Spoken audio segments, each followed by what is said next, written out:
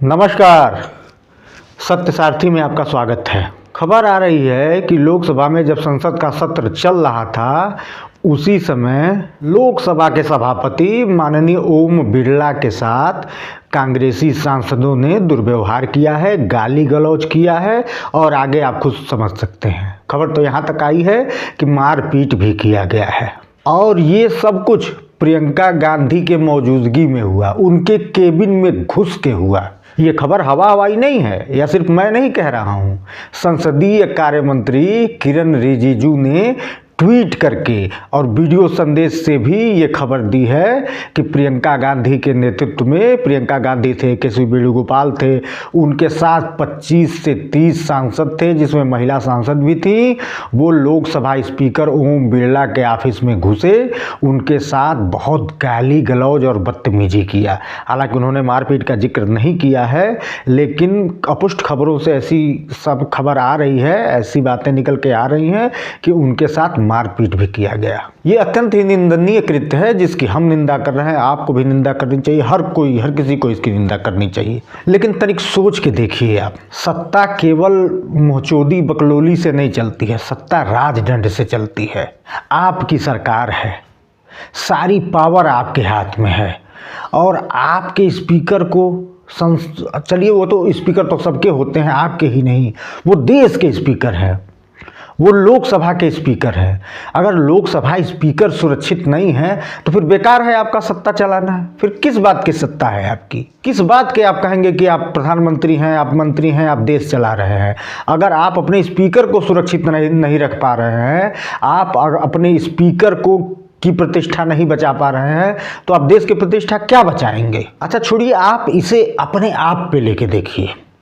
आप प्रभावशाली हों, आप ताकतवर हों, आपके किसी गार्जियन को, आपके पिता को, चाचा को, बाबा को कोई कमरे में, घर में घुस के बेइज्जत करे, गाली दे, क्या करेंगे आप? हमारे हिसाब से अगर हमारे साथ ऐसा हो तो हम तो सबसे पहले कमरे का दरवाज़ा बंद करेंगे और कमरे का दरवाज़ा बंद करने के बाद खूब इज्जत नवाजेंगे। जिसने भी बेइज्जत किया है उसकी प्रतिष्ठा में 4 चांद लगा देंगे। आप समझ ही रहे हैं किस तरह से 4 चांद लगना चाहिए, और लगा देंगे। हमें उम्मीद है कि आप भी यही करते, सिर्फ मैं नहीं, आप भी यही करते। अगर आपके अंदर थोड़ा भी सम्मान है अपने गार्जियन का, तो जो मैं सोच रहा हूँ वही सोच आपकी भी होगी। कोई भी ऐरा गैरा नत्थु खैरा आपके गार्जियन को आपके घर में घुस के बेइज्जत करके चला जाए तो फिर किस बात की हनक आपकी भाई? किस बात की सत्ता आपकी भाई? किस बात का ताकत आपकी भाई? और आप चंद उदंड लोगों से अगर नहीं संभाल पा रहे हैं, आप चंद बदतमीज लोगों से जो बदतमीजी पे उतारू हैं, आप उनको नहीं हैंडल कर पा रहे हैं, तो आप बड़ी बड़ी समस्याओं को कैसे हैंडल करेंगे? वो संख्या में भी आपके तिहाई से कम है, फिर भी आपके प्रधानमंत्री को लोकसभा में राष्ट्रपति के अभिभाषण पे बोलने नहीं दिया। बोलना छोड़िए, आने की हिम्मत नहीं हो पाई आपके प्रधानमंत्री की, ये स्थिति कर दी उन्होंने। आप कहेंगे नहीं, हम लोग तांत्रिक मूल्यों में भरोसा करते हैं, हम संवैधानिक मूल्यों में भरोसा करते हैं। अरे भाई, किस बात का लोकतांत्रिक मूल्य, किस बात का संवैधानिक मूल्य?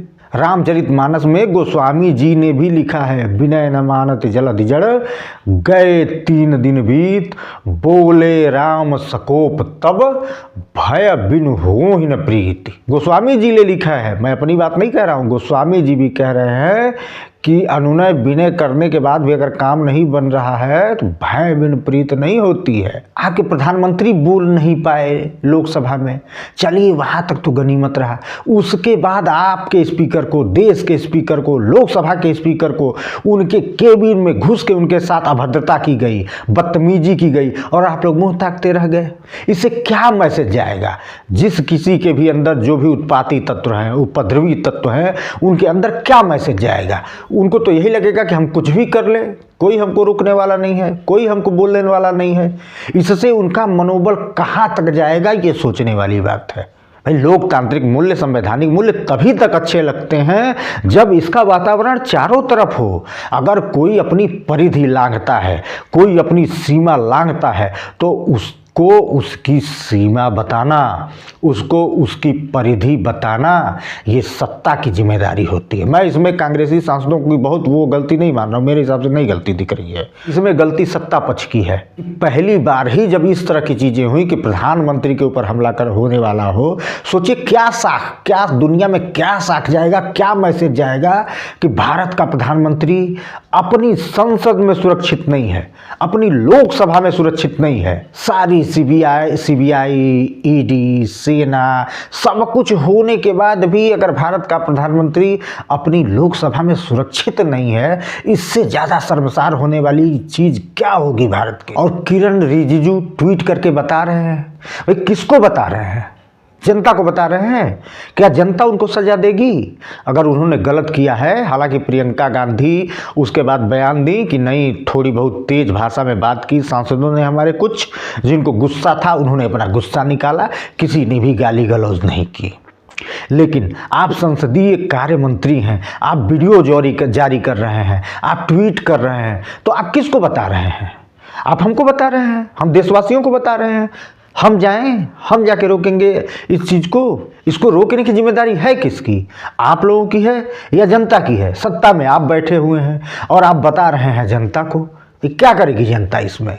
जनता ये चीज़ें देखती है तो उसका खून खौलता है, उसको गुस्सा आता है। और अभी जितना गुस्सा कांग्रेस के उन नेताओं पे आ रहा है आपकी बातों को सुन के, जनता नहीं जानती सच्चाई क्या है, जनता नहीं जानती क्या सत्य है क्या गलत है, जनता नहीं जानती प्रियंका गांधी सत्य बोल रही है या आप सत्य बोल रहे हैं। लेकिन आप मंत्री हैं भारत सरकार में, आपकी बातों में वजन है, जनता आपकी बात पे विश्वास करती है, आप सरकार में हैं, आपके कही बात को जनता फॉलो करती है, मानती है। वो ये बयान सिर्फ किरण रिजिजू का बयान नहीं माना जाएगा, ये बयान संसदीय कार्य मंत्री है भारत सरकार के, बयान भारत सरकार के संसदीय कार्य मंत्री का बयान है। जनता क्यों नहीं गंभीरता से लेगी इसको? क्या आप लोगों को सिर्फ बयान देने के लिए लोगों ने चुन के आपको भेजा है सत्ता में? जनता तो अपना कार्य कर रही है, लगातार कर रही है, तीसरी बार चुन के आपको सत्ता में भेजी है। ये 15वां वर्ष होने जा रहा है आपका। इस बार जब पूरा होगा तो 15 साल हो जाएंगे आपको लगातार शासन करते हुए। उसके बाद भी अगर आपका इतना कमांड नहीं है, आप इतनी चीज़ों को दुरुस्त नहीं कर पाए हैं, तो फिर कैसे चलाएंगे आप देश? मोदी जी, सत्ता राजदंड से चलता है।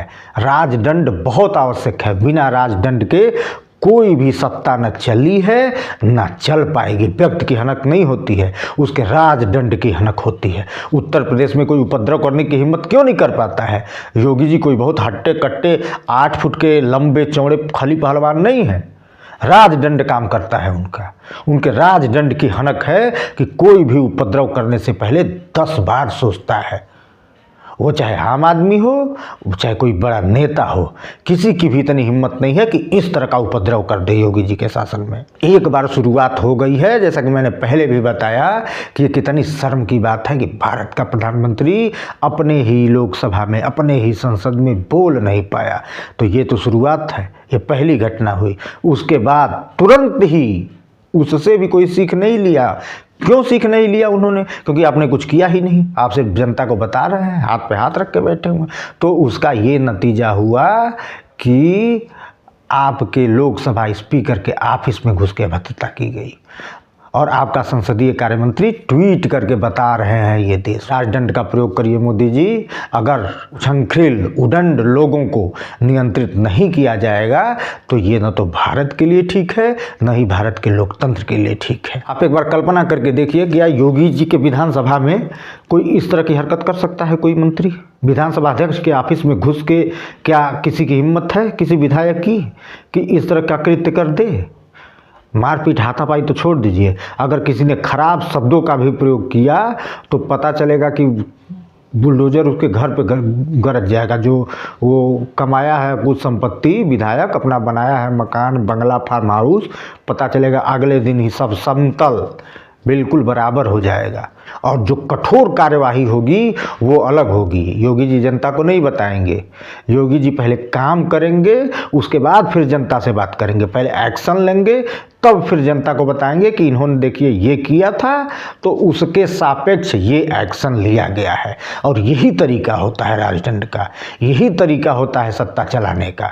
आप ये सोचिए कि हम अराजकता को बर्दाश्त करते रहेंगे, जनता के सामने चेहरा दिखाते रहेंगे। अरे भाई, जनता ने देख लिया है चेहरा, जनता के सामने सबका चेहरा है। जनता इतनी मूर्ख नहीं है कि रोज जनता को चेहरा दिखाना पड़े। जनता सबके चेहरे देख रही है, जनता सबको जान रही है, जनता सबको परख रही है। ये सोशल मीडिया का ज़माना है, यहाँ छोटी से छोटी खबरें नहीं छूटती हैं, यहाँ छोटी से छोटी चीज़ें नहीं बचती हैं। और सच को कोई कितना भी मैनिपुलेट कर ले, अब इस ज़माने में मैनिपुलेट होने वाला है नहीं सत्य, अब सत्य निखर के सामने आ जाता है। तो ये आपकी कमजोरी है और आप अपनी कमजोरी को लोकतंत्र और संवैधानिक मूल्यों के रंगीन चादर से ढकने की कोशिश मत करें।